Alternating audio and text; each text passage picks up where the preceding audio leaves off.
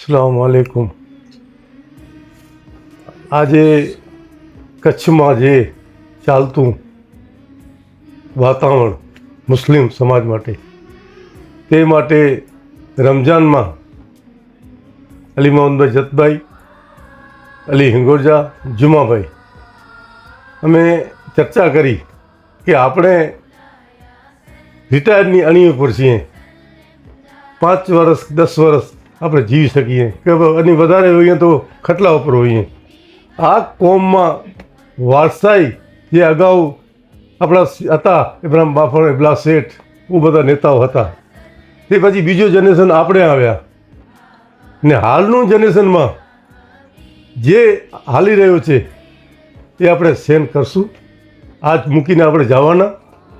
તો અમારા ચારેયનું એક મત થયું કે આપણે કચ્છમાં જે મુસ્લિમ આગેવાનો એને બોલાવી સાથે સાથે એની સાથે ચર્ચા કરીએ શું કરીએ, આ બાબતે શું કરીએ. એમાં નક્કી થયું કે આપણે કંઈક કરીએ. પછી મિટિંગ 3 બોલાવીએ અલગ અલગ. એક પહેલી બોલાવીએ, પછી જુવાનો આજે નવી પેઢી પર આપણે જોશે, એને કઈ દિશામાં જવું ને શું કરવું આપણે એને બોલાવીએ. પછી એક જનરલ મિટિંગ, પછી આપણે નિર્ણય લેશું કે શું કરવું. પણ આજે એક વાત તો કહીશ, અમારું કોઈ ચારો જણાનું કંઈ છે નહીં, અમને કંઈ જોતો પણ નથી. અલ્લાહ પાક બધું આપી દીધું અમને. હવે તો કાંઈક એવું કરી જઈએ કે અલ્લાહ રાજી થાય. આજે કોમમાં એટલું બધું વાતાવરણ સાંભળીએ છીએ, જોઈએ છીએ સોશિયલ મીડિયામાં, ખરેખર દિલમાં બહુ દુઃખ થાય છે. એટલે આ વસ્તુ માટે કહીએ છીએ કે હવે તમે તમામ સોશિયલ મીડિયામાં જે લોકો મૂકે છે એને ખુદા વાસ્તે હાથ જોડી કહી તમે હવે બંધ કરો.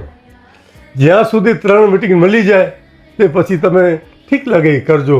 અમે તો કોશિશ કરી રહ્યા છીએ, બાકી તો અલ્લાહ ચાહે એ જ થશે. જે આમાં કોઈ બધું કામ આવશે નહીં.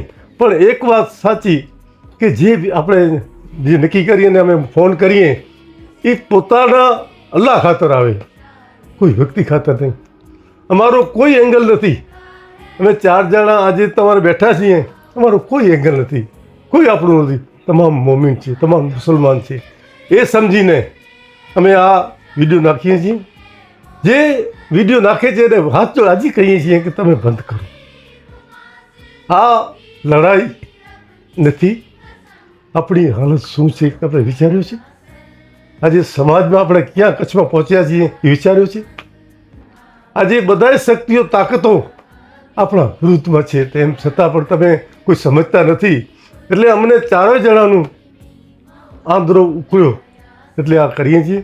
તો મહેરબાની કરીને જ્યાં સુધી પહેલી મિટિંગ, જુવાનોની મિટિંગ ને એક જનરલ મિટિંગ, ત્યાં સુધી કોઈ પણ વિડીયો નાખો નહીં એવી વિનંતી.